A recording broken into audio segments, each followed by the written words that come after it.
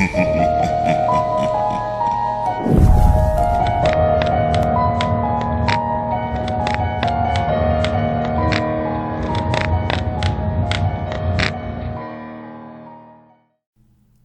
has been a very long time since I've read a story from this author, but it's one of the best, for a reason of course. And in the spirit of Halloween, we will have one of those stories tonight. This is number 8. Buzz Buzz by Vincent Vena Cava.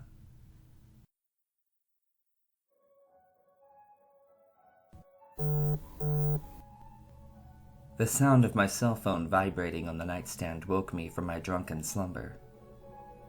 I sat up in my bed and immediately became aware of the throbbing pain in my skull.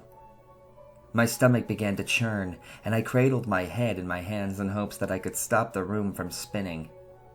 I never knew it was possible to be drunk and hungover at the same time, but as I sat there, trying to prevent myself from hurling and massaging my temples, my body couldn't have felt more trashed. The evening had been a blur. I was at the homecoming football game with my girlfriend Ruth. We were making out on the bleachers and sipping cheap vodka out of water bottles. After that, everything went black. I could remember flashes, just random images, but nothing more. Concentrating on the previous night's events wasn't doing my headache any favors, and I decided some aspirin might help to alleviate my agony. My cell phone went off again. I could feel the vibrations carry through the nightstand, all the way down to my bedroom floor.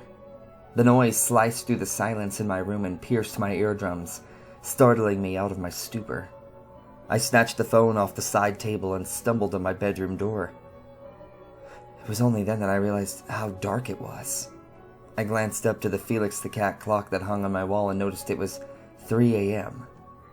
No wonder I felt wasted. Must have only been asleep for a couple of hours. As I wobbled down the stairs on my way to the kitchen where my family kept the aspirin, more images flashed through my mind. There was a house party after the game. My friend Davey was there. He gave Ruth and I a ride home. I remembered sneaking into my house through the back window, raiding the fridge, and passing out of bed with my shoes on, which was odd because I had woken up barefoot in my pajamas. I fumbled through the darkness and into the kitchen. I didn't want to turn any lights on in fear of waking my mom and being seen in my current state.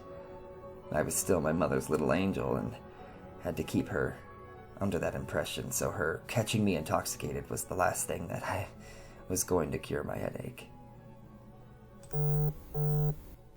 I dropped my phone out of surprise and it clattered across the hardwood floor. I cursed under my breath and flung myself to the ground to pick it up.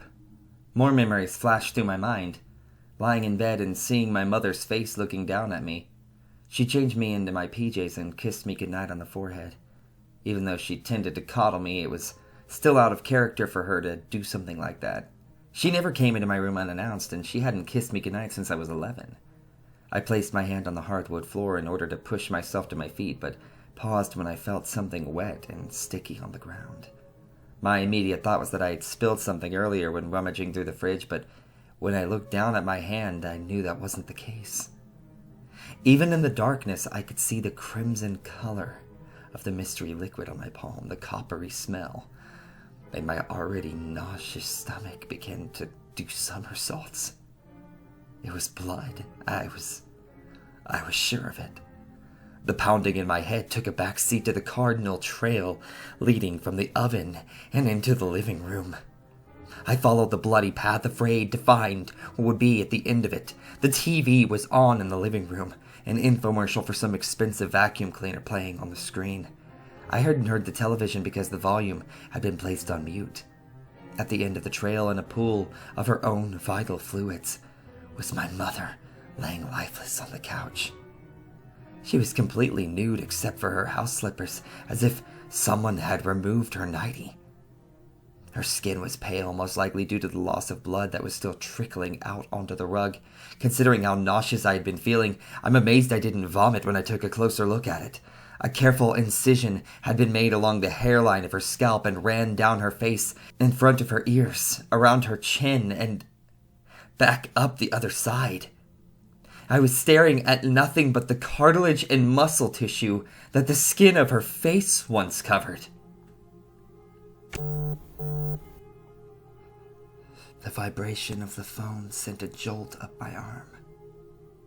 I looked at the screen and noticed I had 5 new texts. This is what they said. Ruth, 1:30 a.m. Hey, I made it home okay. See you tomorrow. Ruth, 2:55 a.m. Are you awake? Ruth, 2:57 a.m. I'm feeling really creeped out. If you're awake, please answer.